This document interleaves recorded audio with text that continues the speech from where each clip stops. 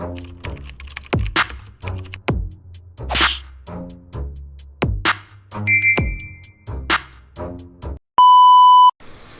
what's up mga kumag, I'm back ang inyong online judge. Walang iba kundi Judge Jinan. Okay guys, PSP Davao pa rin. At ito yung Krega vs Kram na battle. At syempre, itong battle na to, no, masasabi kong style clash to. So Krega, alam niyo naman kung ano yung estilo ni Krega, technical, 'di ba? Malalim. Then si Kram naman is more on pagpapatawa, comedy, jokes. So, ganon. And, bago tayo mag-start, malakas pa rin ang ulan. So, bagyong Christine. Diba? So, ingat sa lahat ng ano, especially dyan sa Bicol. So, shoutout sa mga Bicol MC. Ingat kayo dyan palagi. So, yun. Malakas pa rin ang ulan. No? Kung naririnig nyo man, malakas pa rin talaga. Okay. So, sa lahat ng nakasubaybay, nanonood, ingat kayo sa mga lugar nyo, baka bahain kayo. So, yun, basta, ingat lang palagi. So, yun, Krega vs Kram, gaya nga nasabi ko sa inyo, Kram, kung gugustuhin niya, kaya rin niya sumabay sa style ni Krega.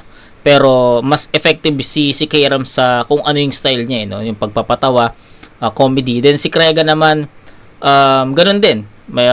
Yung mga huling battles niya na napanood ko, may mga jokes na rin siya, pero more on technicalities pa rin talaga si Krega. So, yun, style clash, no? In short, style clash. And let's see kung paano mabubutasan ni Kram si Krega at paano naman didikdikin ni Krega si Kram. So, ganun effectivity ng dalang mga verses, bara. So, yan. Exciting. Nakaka-excite yung battle na to. Kasi, yun nga, sabi ko nga, ulitin ko lang, magkaiba sila ng style. So, tingnan natin kung sino yung mas epektibo dito sa battle na to. Okay? So, let's go!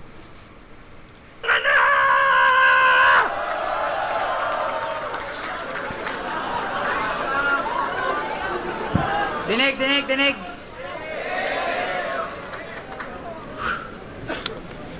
Congrats sa pagkadaog ni mo ni Mr. Lefty! Arang ka fighter jug ka pre. Di ba imo sang giingnan nga imong style angay sa PSP? Unya na akadere. What a hypocrite person. Gago. Loyal man ka sa flip top. Dili ka mo apil diri og basta. Maong gitangtang ka ni Enigma kay wa na nimo ka agwanta. Nakisama ra kuno siya sa pareho. Pero imong style, Craigs, alam na. Ni ahatra kag ka-neutral ni Boss P kay nanginahanglan ka og kwarta. Davao game! First time ko dito sa Davao. Talagang wala akong masabi. Tapos kalaban ko ikaw. Ikaw ba si... verbal? Ang legitimate technical na humihigop ng lakas spiritual. Chuvanes, is that you? Hindi. Siya si Krega. Naging 3GS na at uprising tas yung edad higit na 30. Okay. Nakalaban na si Mot, Balakid, Sak. Puta hindi pa rin bumenta. 11 years na siyang nakikipagpalupitan na lumetra. Pero ito lang ang masasabi ko sa'yo, Krega, na di ka masasalba ng kahit anong grupo kung ikaw mismo yung problema. Tangina mo, 11 years ka na sa battle rap? Baka para sa boxing ka talaga, tol, pinipilit mo. Kasi ultimo mga kalaban niya kasi ultimo mga kagrupo niya sa uprising ay nagawa niya mag-angas. Pag siya daw nagbaliktad ng ulo, magkakaroon ng long hair si Batas. Okay. Ganon siya kalakas. Kagrupo mo siya, di ba? Inaano ka ba niya? Isang beses ka lang inutusan, bumili ng pulutan, gusto mo na siya pugutan, tanga ka? Si Plasma nga ilang case binuwat noon, nagreklamo ba? Kaya wala akong bilib sa karir neto, talagang walang pinatunguhan, tang ina. Walang napatunayan, kaya nagyayabang na lang ng achievements ng iba. Biruin mo, laban mo kay Jonas, niyabangan mo siya ng achievement ni Sixth Street. Sinigaw pa sa madla. Jonas, ano masasabi mong nasa semis na si Sixth Street tapos ikaw wala? Niyayabang mo yung mga bagay na hindi mo rin nagawa? O ano masasabi mong may sariling bahay at kotse si Jonas tapos ikaw wala? Di ba nakakahiya? Ako, sa loob ng ilang taon pa lang sa battle rap, inagawa ko makausad, kita mo ba? Ikaw isang dekada ka na mahigit, wala kang napundar kahit supa. Ano ba itsura mo? Mukha ka maglalako ng orokan. Kaya tumalikod na siya sa flip top. Kasi mas malaki dito yung premyo. Di ba galit ka kay price tag at sa kanya ka nakasentro? Ngayon sponsor siya dito at isa ka sa pinapasweldo. Sa kabila ng paninira mong imbento, mas pinili pa rin ni price tag na mabigyan ka ng presyo. Okay. Ang ina mong angas-angas mo sa kanya, bigla ka din palang tutupi. Kung di dahil sa kanya, wala kang 3K na mauuwi. God. Kaya kung ikukumpara to kay Jo Marie, napakalayo talaga. Yung hinihiling mo na respeto sa kanya, anak ng puta, patawa. Wala na siyang kailangan pang patunayan sa'yo, tanga ka, kung natapatan ka nga ng price dyan sa mura mong halaga. Time. Okay, so, ayun. Round 1 ni K-Ram, yung, di ko alam kung ilang lines yon, yung umpisa niya na Bisaya. So, as is, sa mga nakasubaybay dyan, alam niyo naman siguro na hindi ako nakakaintindi ng Bisaya. So, di ko alam kung anong salita yon, basta yung ano na yun, Bisaya or what, di ba? Yun, di tayo nakakaintindi yun, so pinakinggan ko lang, no? May mga crowd reaction pero di ko siya naiintindihan. So, mag-start ako, hatulan yung round ni K-Ram dun sa sa mga Tagalog verses na. And yun, nakita nyo naman yung ginawang atake ni K-Ram dito is more on comedy jokes, which is ayun nga yung sinasabi ko sa inyo na style ni K-Ram. And masasabi kong effective yun. Natawa ako dun sa mga jokes na yun.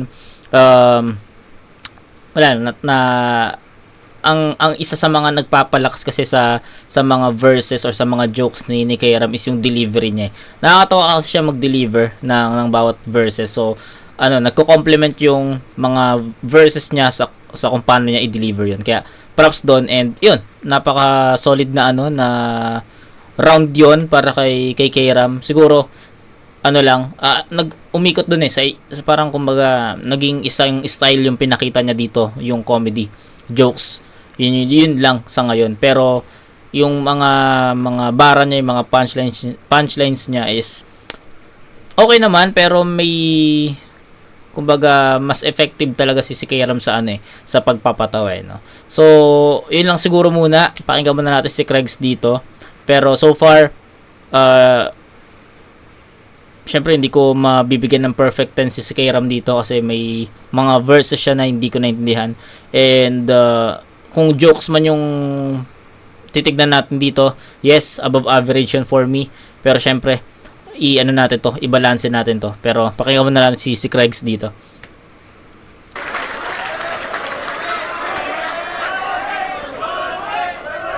Gansaw kayo mo ha. May bias ha. Check. Parehas may K itong Bisaya. Kanyang K may Ram. Pero ramdam nyo ba ito sa ratratan? K kung may reg. Rubio sa rakrakan. K-Ram daw yung mas, madalas makalimot to ng storya. K-Ram yung mas, wala ngang bigat ang yung memorya. Okay. Diba ikaw si... Pansin nyo? Yan yung pangmalakasan niya na sungog. Ako, di mo na kailangan ipakilala, alam nila kung paano ako mambasag at mandurog. Gisahon rati ka diridol, anong dire ka misagol. Pure Bisaya day midol, di mi pwede tawag Bisakol. PSP na!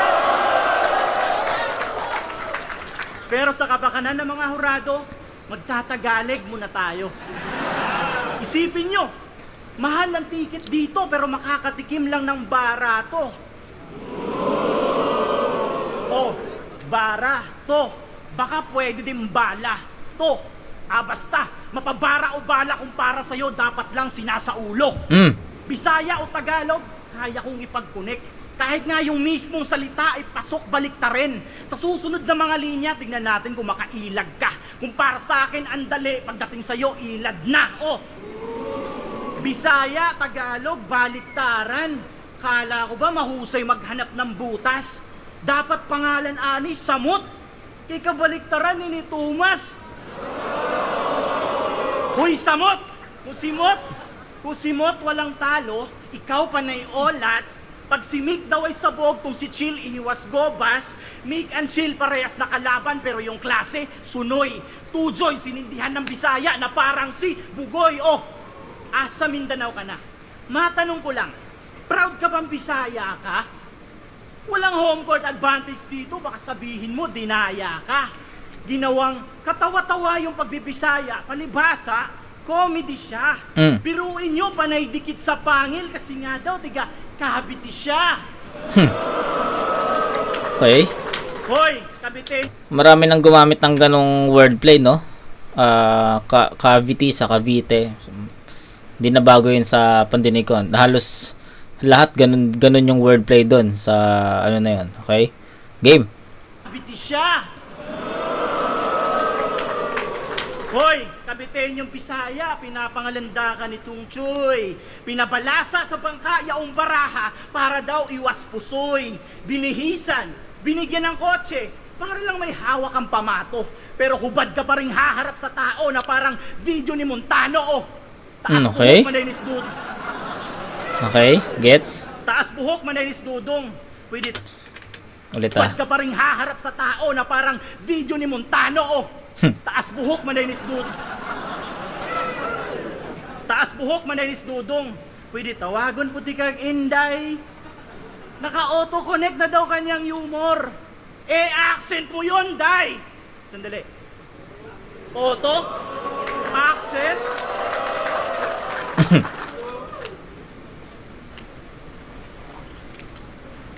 Auto? Accent? Yun, Day? Di pasok sa train of thought?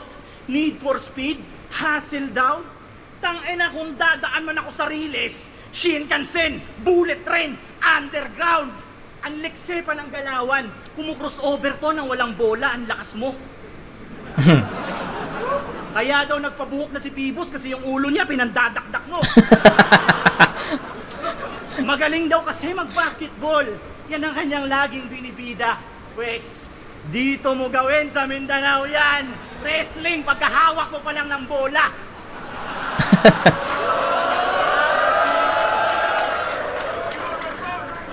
Paul Sunggo ni buang. Walang foul hanggat walang dugo na pumatak. Yung galawan mong behind the back din yung tadyak.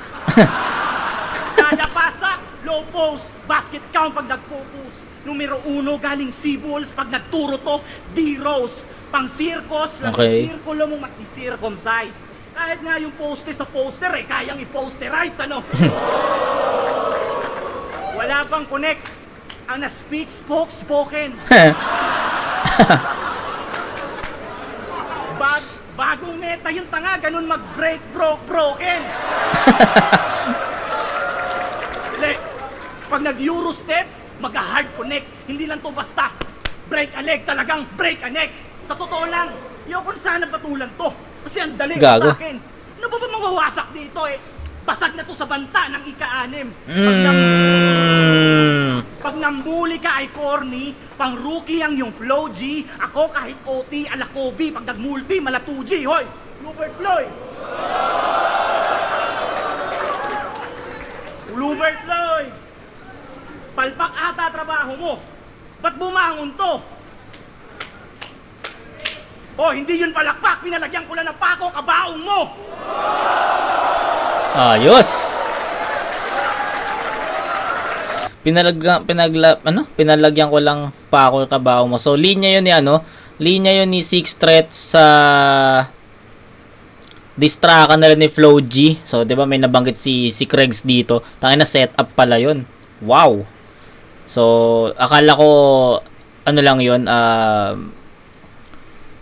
normal na linya lang yun, pero pucha, it's a setup pala dun sa yun, nagbanggit siya dun ng Flo G. Narinig niyo naman siguro yun. Then, Fluvert Floyd, si Six Threat yun. Diba? Palpak ata yung trabaho mo. Tapos pumalakpak si Fukuda doon sa likod. So, hindi yun palakpak. Pinalagyan ko lang ng pako yung kabaong mo. So, yung linya na yun is, ano yun, linya yun ni Six Threat sa kanta niya na 2G ata. I don't know if sa 2G or sa, hindi ko alam kung sa expired or sa 2G. So, yun, nabanggit ko na to sa mga nakaraang content ko yung Six Threat vs Flo G na distrakan, 'di ba? So, Anli ni Flo G, ulitin ko lang ulit Anli ni Flo G, tas sumagot si Six Threat ng expired, sumagot ulit si Flo G ng pasa load, tas 2G naman ni Six Threat. So, yun, alam ko sa 2G yun yung dito disback hoy. Dito disback hoy, nilagyan ko lang pa ako ng kabaong mo. So, ayun yun. Yun yung parang nail in the coffin. Yung ano. Tapos, wala na kasunod na ano yun. Or kung meron man, di ko na nasubaybayan. Pero, ayun. So, yun. Ginamit ni Kregs dito yun. And, ayun. Since na-post ko naman na, mag-explain na rin ako dito. So, yung sabi ko kanina sa inyo, bago tayo mag-start ng content, sabi ko nga sa inyo, si Kregs, kaya rin niyang sumabay sa pagpapatawa.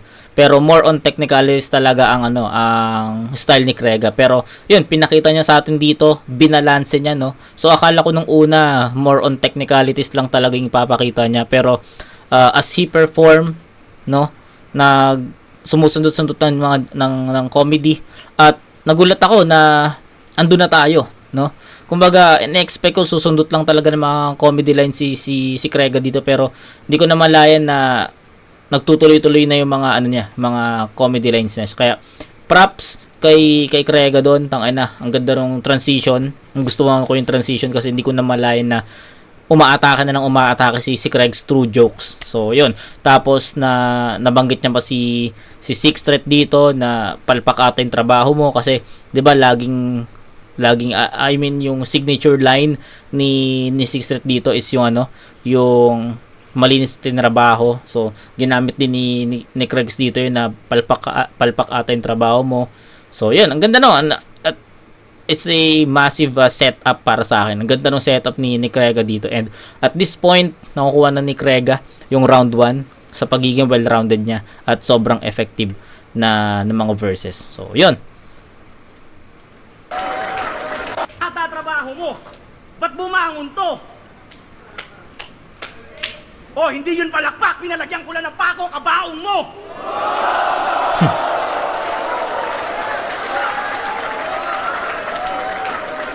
Teknikalan nga wala yan. Game din kahit pisikalan. At tandaan nung walang nadadaan sa bola. Kung usapan, lirikalan. At kahapon lang, may nag-send sa akin ng screenshot patungkol sa kakupalan mo sa tropa mo. Huwag ka sanang mabibigla. Hindi lang screenshot, pati voice message. Ipi-play natin yan mamaya.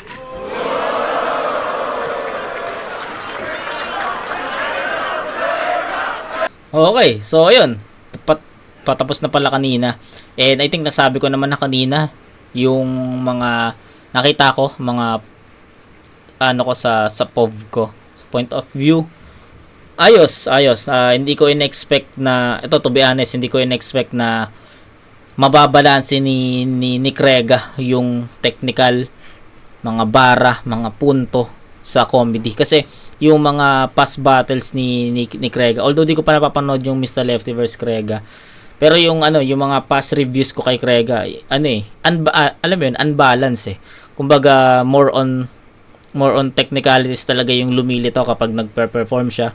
Pero this time, napaghalo niya, well-rounded. Masasabi kong napaka-well-rounded ni Krega sa pagkakataon na to sa round 1. Kasi ako personally, hindi ako naumay dun sa pagkakaroon niya ng mga technical. Hindi ako naumay doon kasi sabi ko nga, sumusundot-sundot yung mga comedy at hindi ko namamalayan na umaatake na si Crega through jokes. So, the transition, it's perfect.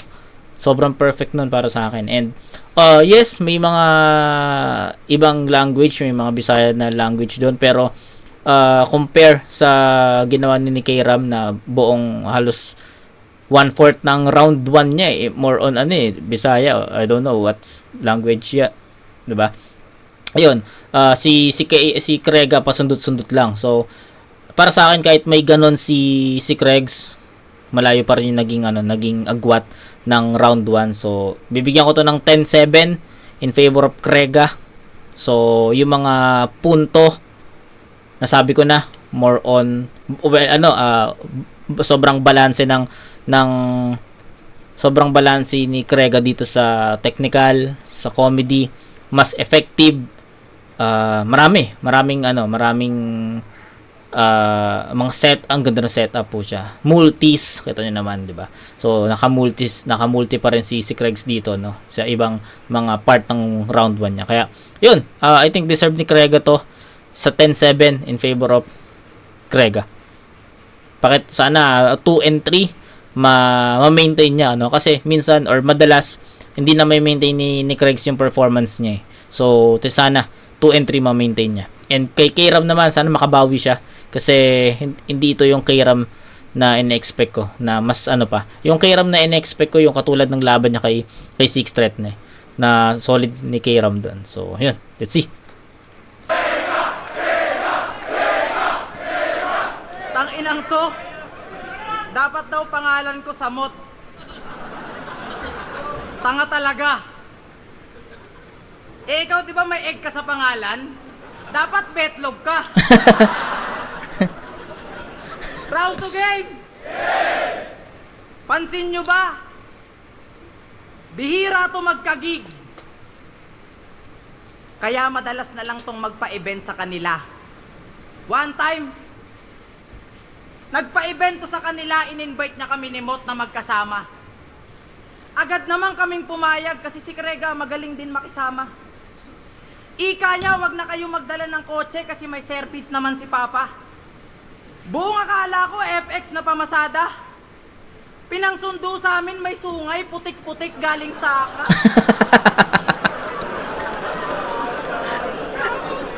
Narinig ko na lang si Mot, ibang tamar.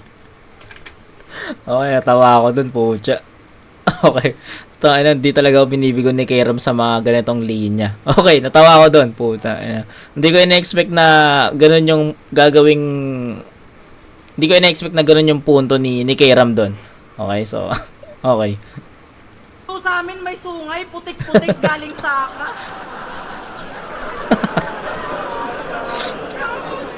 Narinig ko na lang si Mot, ibang tamaraw yan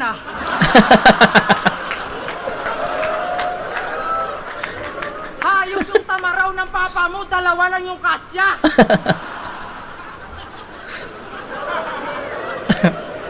Sabi namin, tol, lakad na lang kami kasi parang yung tamaraw ng papa mo may speed limit na yan. Sabi niya, pag naglakad kayo tol, 1 oras pa, pero pag sumakay tayo, 54 minutes na lang. Ayos, kid. Isang oras. Pag-usapan naman natin yung paborito kong wordplay mo kay Balakid. Sabi niya, ang mga tingga ko ang gagamitin kung bala at yung ulo mo ang magsisilbing alkansya. Ipapasok ko tong 2 butas sa iyong 2 butas. Ewan ko lang kung di maghalika ng iyong tinga. Tinga! Tanga! So, paano pala bigkasin niyang pangalan mo, ha? Kriga. Diba? Simpleng punchline na lang kasi ginagawa mong komplikado. Tapos yung mga nakikinig sa'yo, sila tuloy yung problemado. Ang hirap mo intindihin sa totoo lang. Tapos sinamon niya ng basketball si Balakid, ayos ka lang. Boss B, ballers pala to May maganda lang ako naisip. Gusto mo 1-on-1 tayo, basketball? Bukas, pustahan TF. Ano? +9 ka na, 1 to 10 lang tayo. Kasi meron daw siya galaw ni AI. Tira ni Jordan. Dakdak pa ni Shaquille. Talaga ba? Talaga ba? Sarap ipitin ang mukha mo. Nakakagigil ka masyado. Pag nakita nyo naman to mag-crossover, mala Allen. Peter Cayetano. Kasing galing nyo daw mag-basketball si Jordan. Iba pag mamagaling mo, tropa. Puro ka imbentong boka. Sobrang bobo nito pagkakaintindi niya sa street ball. Diretsong bola.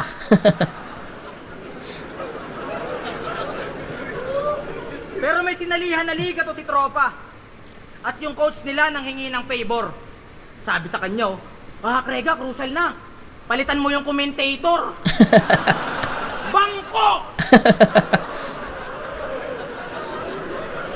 Kaya kung usapang basketball lang, tangina mo, mas magaling pa sa'yo si Kibuloy.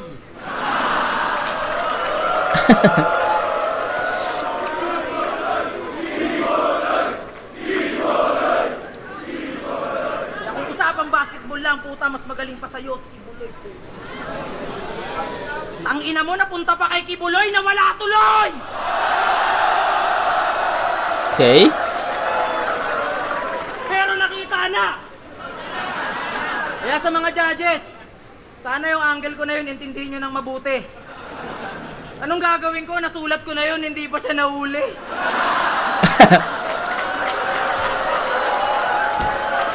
Okay, okay.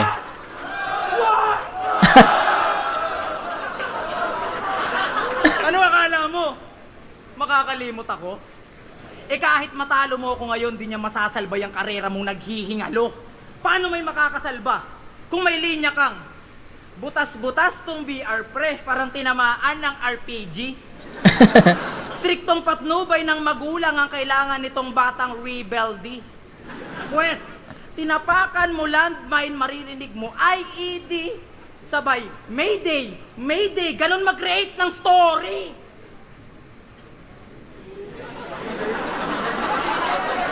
Mayday, story, bobo ang puta, halatang kahit grade 6 di ka nakagraduate, chong. Pumunta ako dito sa Davao para sabihin sa'yo na my day yun!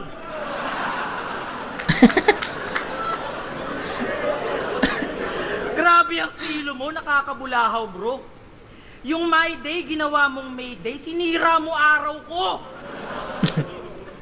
Yung my day, ginawa mong may day, sinira ko araw, partida. Paus pa nun si Batang Rebelde, pero tinalo ka niya, men. Pabulong, partida. Paus pa nun si BR, pero ginago ka niya, men.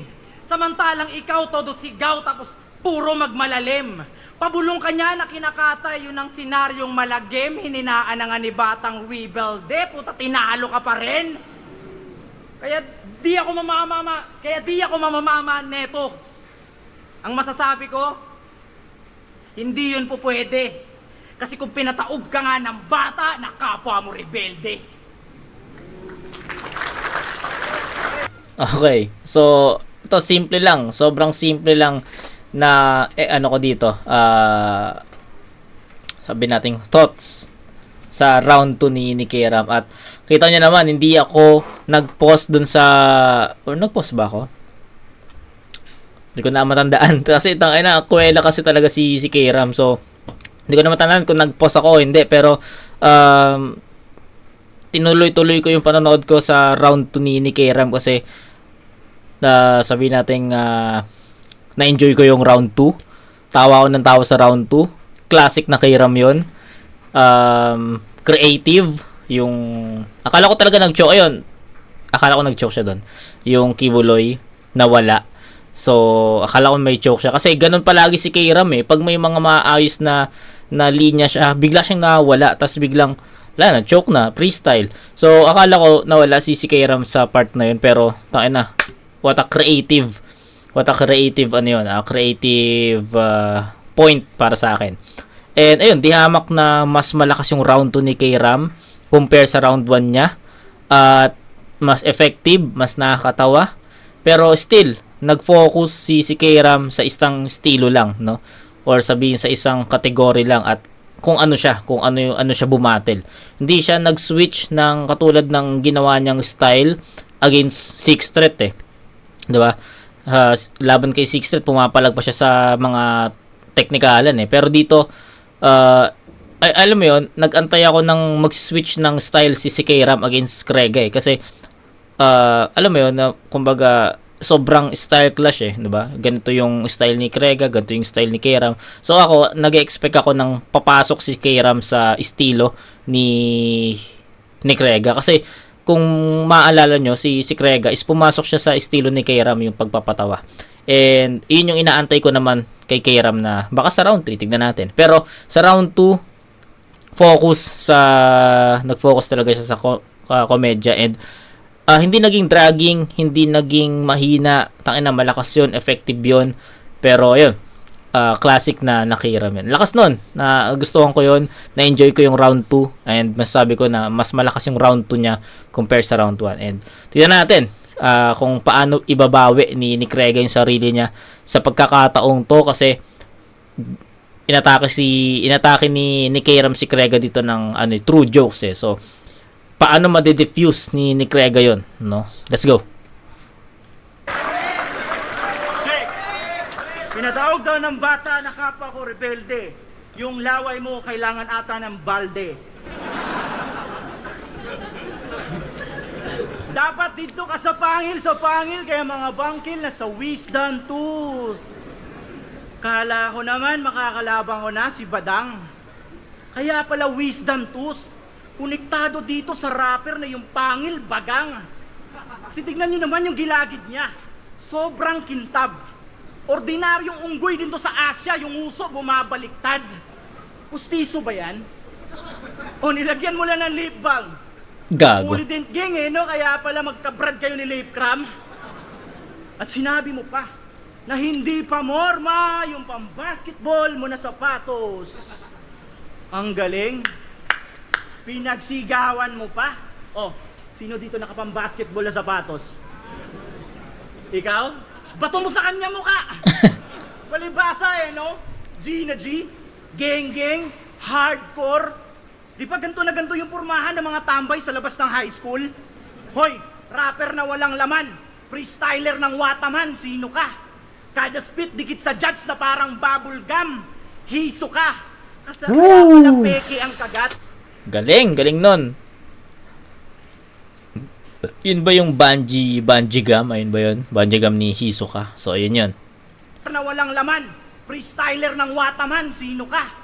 Kada spit dikit sa judge na parang bubble gum, hiso ka. Kasi kaya pala peke ang kagat. Gaya ng pustiso mong Marfil. Tagal mo nang nagla-line bite, di ka pa rin tinubuan pa ng pangil. Ako, makamandag na parang Viper, kung usapan lang ay pangil. Evo 6 Tommy McKinnon, kung usapan lang ay Lancer, iwan tong bao-bao. Kasi nga tulong gisto.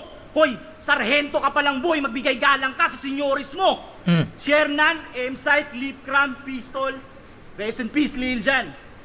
Yun yung mga bayaw na may tira. Pero nung pumasok ka na sa eksena, doon na kami umalis ni Enigma. Oo, pinatrabaho ka sa akin ni Arik at Pibos, pabor sa 3GS. Sa katunayan, pinabaunan pa nga nila ako ng konting dis. Baog ka raw. Hindi ka makabuo ng bata. Baog ka, bayaw? Oo nga. Baog ba? Isa man itagyaero, pataka man lang og pamaak. Kung aso mo nakawala, baka nga po mapahamak.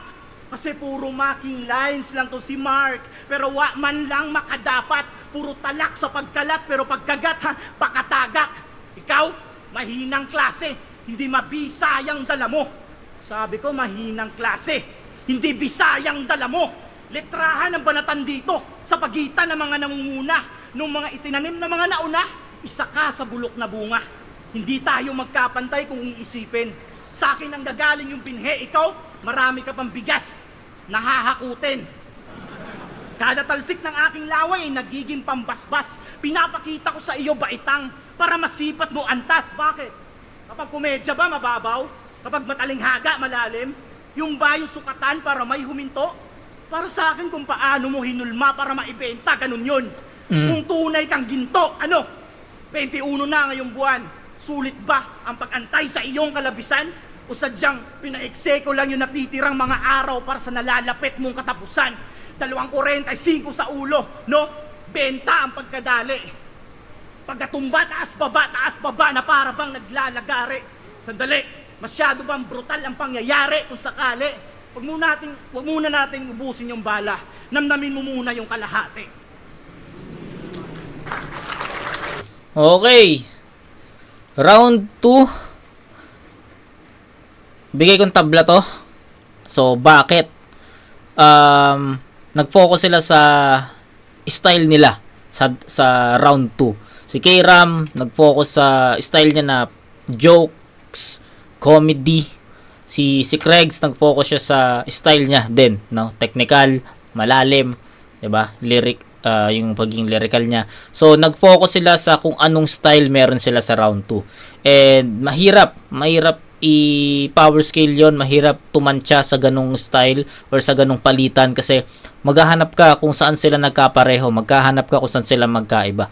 So, sa pagkakataon na to, sa akin sa perspective ko, mahirap tignan kasi si K-Ram puro joke siya at masasabing natin na effective siya sa crowd, effective siya sa akin kasi ako tawa ako ng tawa doon. At si Kregs naman at some point effective din siya sa mga punto. Sa mga punto siya effective. Doon may mga nagre-react din na crowd doon. And sa akin naman naintindihan ko rin yung iba. So mahirap tansyahin to. Hindi ko naman pwedeng sabihin na ibibigay ko yung round 2 kay K-Ram kasi mas napapatawan niya ako doon. Hindi pwedeng ganoon, no? Sa pagbabalanse ng palitan ng dalawang MC is hindi mo pwedeng sabihin or hindi ka pwedeng bumoto ng ganoon lang yung dahilan, no? Kailangan mong himayin talaga 'yon. Kailangan mong ma-justify kung bakit mo binoto si K-Ram or si Krega sa pagkakataon na to. And ako, to be fair, and I'm being honest with you guys, round 2 tangin na mahirap 'yon. Mahirap yon. Kung effectivity lang, no, kung effectivity lang ng mga bars or ng mga verses, I'll go with K-Ram kasi sa style niya, sa pinakita niyang style, 'di ba? Mas effective siya doon. Pero hindi mo rin pwedeng i-disregard kung ano yung round 2 ni Krega dito kasi kung papakinggan niyo na mabuti si Krega dito, yung punto niya sumusugat. Yung punto niya, yung lyrics niya, yung verses niya, maganda at masasabi mo direkta yun kay K-Ram. Yung mga gun bars niya, 'di ba? Maganda yun eh. So, paano mo Paano mo i-justify yun? Paano mo i-explain yun, 'di ba? So, ako, para sa akin, magkaibang atake, parehas tumatama sa bawat isa. Hindi ko lang mahanapan ng similarities, hindi ko lang mahanapan ng pagkakaiba, pero palakas parehas yun para sa akin. Sabi ko nga, yung round 2 ni K-Ram, di amak na mas malakas yun compare sa round 1 niya.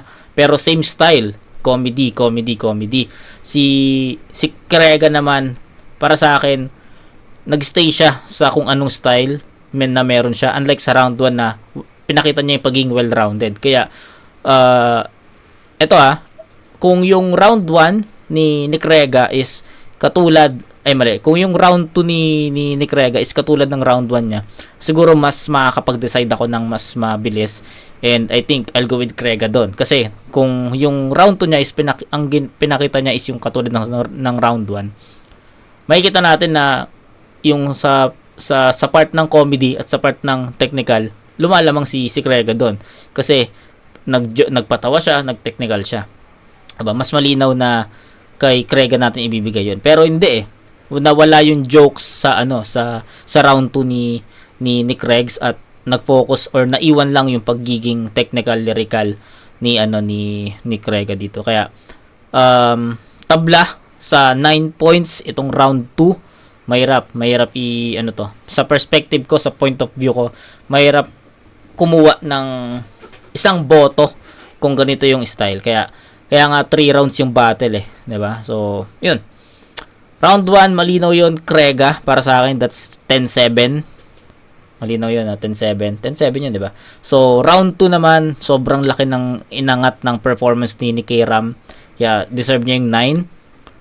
Then, hindi ko yun sinampo, hindi ko yun 10 points kasi meron na tayong basis ng 10 points eh. Katulad yung round 1 ni Krega. Kaya, and feeling ko naman yung round 2 ni K-Ram is not enough to, to beat that round 1 of Krega. So, 9. Binigyan ko ng 9 yun. Sa round 2 ni Kregs, nawala yung effectivity, nawala yung jokes, no? I mean, nawala yung jokes pero yung effectivity is nandun pa rin, 'di ba? So, kaya yun, still ang basis natin sa 10 points is yung katulad ng round 1 niya. Kaya ito bumabalan ng konti to. So, yun, tabla sa round 2, 9 points parehas. Malakas sila sa estilo na hawak nila. Tumatama parehas pero mahirap mahirap kunan ng boto yon kung sa ganong estilo lang ipapakita nila. Okay? I think na-explain ko naman siguro na maayos, no? So, round 3. Let's go. So, ang score is 19 for Krega, 16. Tama ba ako? 16? 7 and 9. Tama. 16 for K-Ram. Ang lakas sa round mo, pinatulog mo sila. Okay. Ang lakas ng round mo, pinatulog mo sila. Sa pagkakataon na yun, hindi ako sangayon dun sa sa punto ni K-Ram doon. Malakas yun, men. Yung punto ni Kregs yung doon, yung umi-score doon, hindi yung mga jokes, no. So sabi ko sa inyo, magkaiba talaga sila ng estilo na.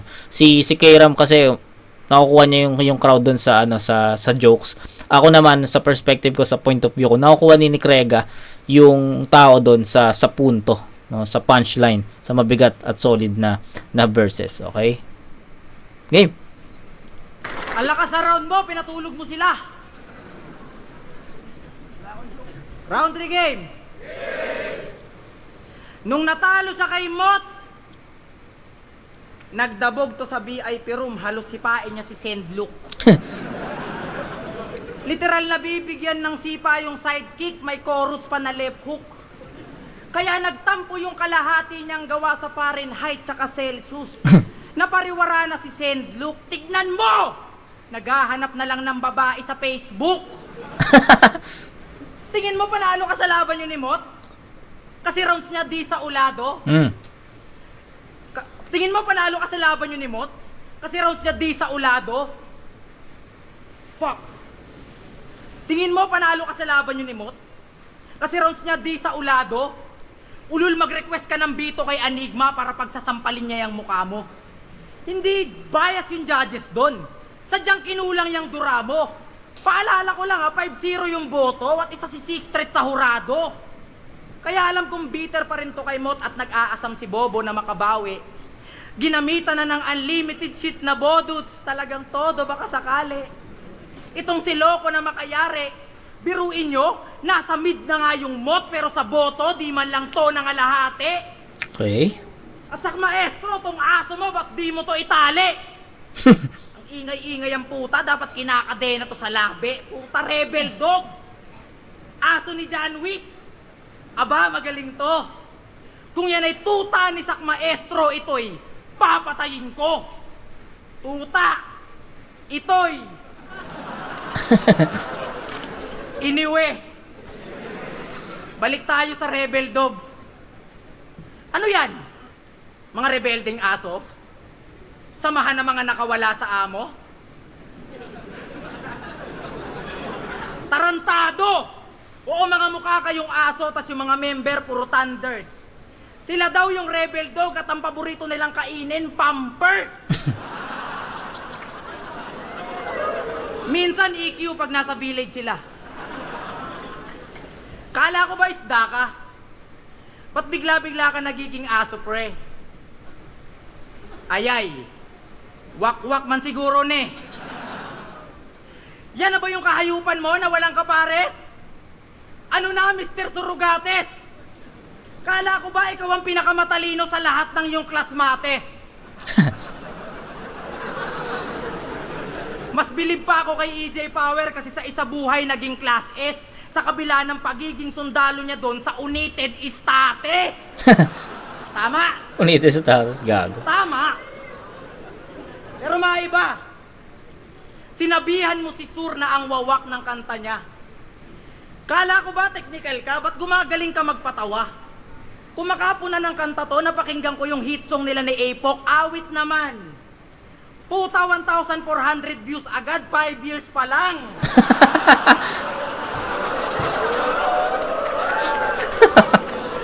Kaya paano to naging Okay, wait lang. Ulitin natin yun. kanta to? Napakinggan ko yung hit song nila ni Apok, awit naman.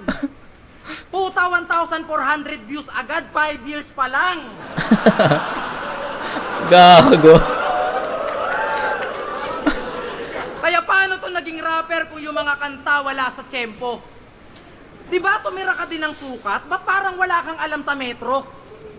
Kaya kung usapang kanta lang, ang masasabi ko sa'yo, more practice pa, Brad.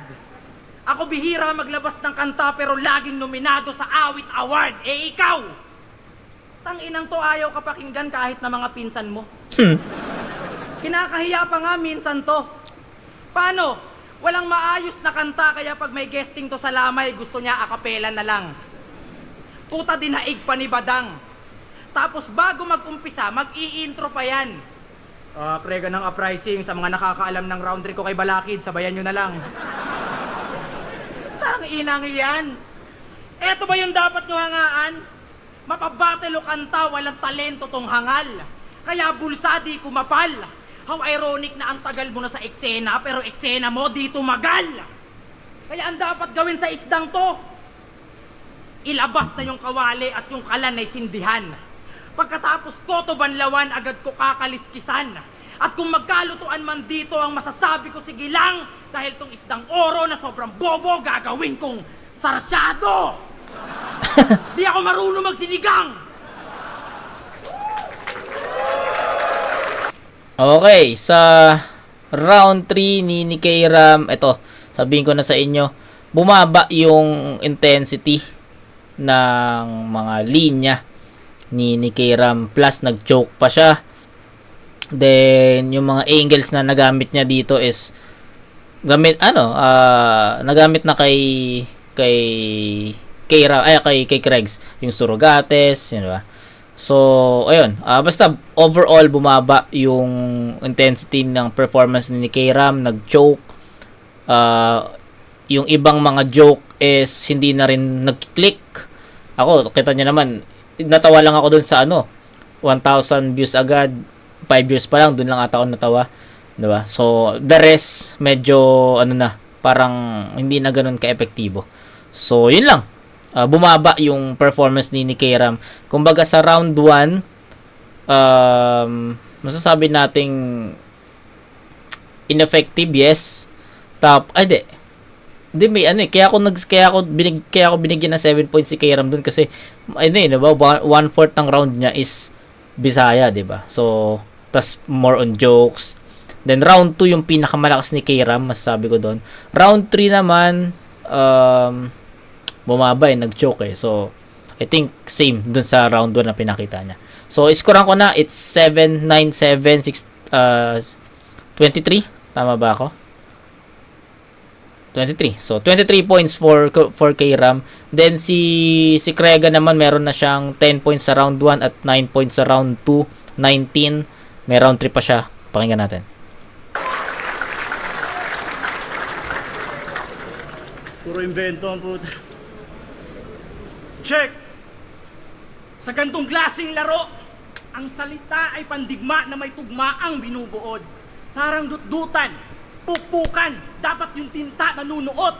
May unat pang wakas, animoy matandang tipan. Yung espada sa ustisya, sumobra ata yung timbang kasi alam kong nagkukumahogang yung tuhod sa mga oras na to. Si bago mo pa ibuklat na yung pahina, basa ko na ang titulo mo. Kanyang pahina ay pahina ng pahina. Kada baybay mo at baklas, pang-elementarya. Ang iyong sulating di formal kumpara sa aking sulating pangwakas. Lulunurin at maghihikaos ang iyong tulog na diwa. Mistulang, hudas ka sa mga Bisaya. Katumbas mo ay butas na pilak. Malas mo, Hindi ako nagpapagpagkalawang para lamang may itaboy. Kung pangil, tsak may lalim pa, may umapak, kumunoy. Ikaw, ginawa ka lang panggatong para lumiyab kahoy, para sa dilim nyo makikita kagandahan ng apoy. Oh, sa apoy hindi binabad. Pagkat to'y hindi malawak. Aba, unggoy ka nga sa dagat, ang paglangoy hindi mahanap. Ang paglangoy hindi mahanap. Oh, huwag ka mag-alala. Di mo na kailangan pang sumisid pa sa lalim. Nilunod na kita sa babaw, ang ginamit ko ay baging 20% ng gantong estilo. Ang nilaan ko lang na oras. Yung natitirang 80%, maririnig nyo na kay Lucas. Lugar to ng maraming tribo. Hindi lang Bisaya nire-representa ko. Lahat tayo dito Pilipino. Kaya ano bang pinuputok ng butsi nyo? Ang punto ko, ikaw Nico, o sa Bisaya Mandire. Di ba kayo nga itong panay biyahe para umiwas maligo sa sarili ninyong ihe? Bisaya daw, hindi joke ba eh. Isot man eh. Maligo sa sarili ninyong ihe. Pera-pera lang ba? Ang usapin niyan ay para lang sa mga batang walang malay. Kita nyo naman kahit sa entablado may sinusundo ng kanyang nanay. Kesyo, pumapapel naman daw ang tao kahit bariya basta pera. Eh yung pera kung walang tao kahit ngayon walang kwenta.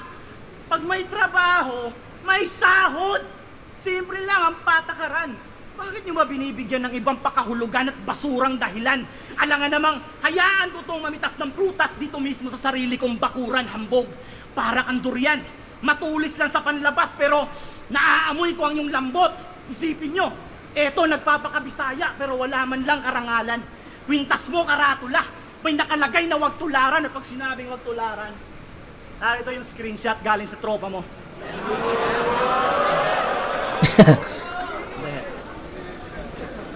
Ano, ba't sama mo makatingin?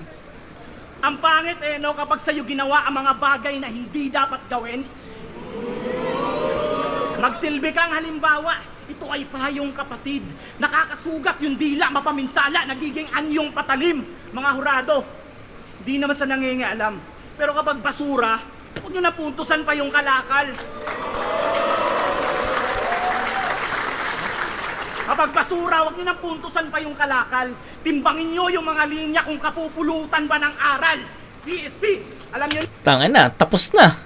Tapos na, dun pa lang. No, timbangin nyo. Diba? Timbangin nyo yung mga linya. So, dun pa lang, tangin na, tapos na. Which is, ayun yung parang lagi kong sinasabi pag nag-ano ako, nag-review ako ng battle, no? Kailangan kong balansehin yung atake ng bawat MC, no? Tangin na, ang ganda ng punto na yun, men. Tinapos ni Krega dun. Kanya na to, men. Kapag basura, huwag nyo nang puntusan pa yung kalakal. Timbangin nyo yung mga linya kung kapupulutan ba ng aral. PSP, alam nyo na, karangalan din na mapabilang. Pero pwede rin Airbnb. Ako'y nakisilong lamang panandalian. Si Phoebus, mga hurado, tayo at mga tao, andito tayo para sa konting pag-asenso. Dahil hindi ito naganap ng isang araw lang, dumaan tayo sa isang matinding proseso. At sa mga MC sa susunod, mag-ingat kayo, delikado. Makinis na entablado. At tandaan nyong maling madumi ang DDS, pero sa pangalan ng 3GS, ikay malinis. Nilampaso.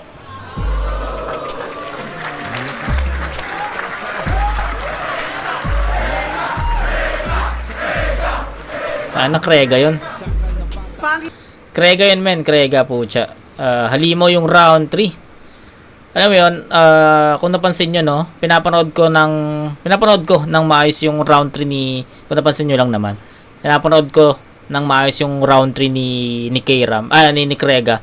Nag-iisip ako nun. Sabi ko, pucha, parang may kulang sa performance ni Krega. Kumbaga, para sa akin, pumapantay pa rin siya dun sa performance ni K-Ram. Hanggang sa dumating yung yung pinulot niya yung props. Tapos, dun nag-start eh. Yun yung pinaka naging turning point ng round 3 ni Krega. Yung pagkuha niya ng props. Tapos, ginawa niya ng ng ad-lib or sabihin natin, kasama naman sa sulat niya yun. Pero, ang ganda lang kasi hindi niya tinuloy na may kwento, no? Kumbaga, pinulot niya yun. So, ang perspective or ang point of view ng tao is i-reveal niya yun. Pero, ang ginawa niya, binali niya expectation. Hindi niya ni-reveal, hindi niya pinakita.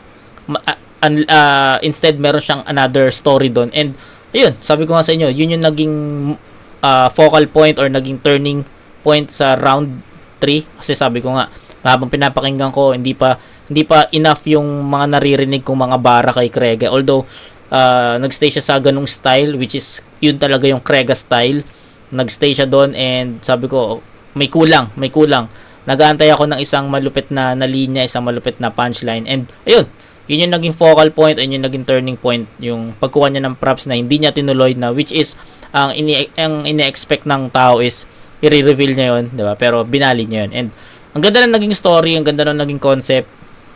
Props kay Krega, kanya yun. So maganda yun, especially yung yung mga punto niya, nagustuhan ko yung punto niya na pagbasura, wag nang iskuran, timbangin, tangin, ang ganda nun. Yun lang, sobrang simple pero putyan tindi nun. Okay? So 10 points sa round 1, 9 points sa round 2. Then, I think, round 3, it's a 9 points pa rin para sa akin.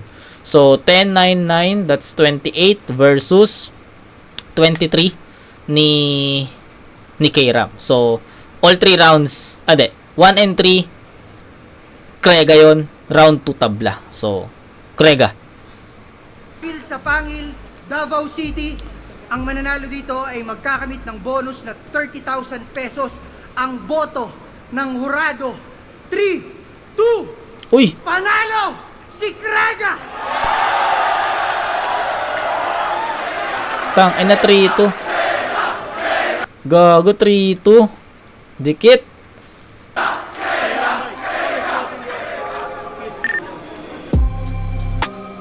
Tong ina, dikit. Hindi ko ina-expect na magiging 3-2 yon.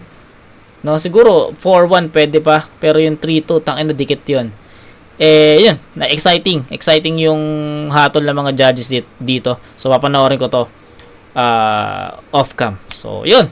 Props, pero tangina Krega talaga 'yon para sa akin. 1 and 3 Krega 'yon. Yung round 2 mahirap timbangin 'yon, kaya tinabla ko.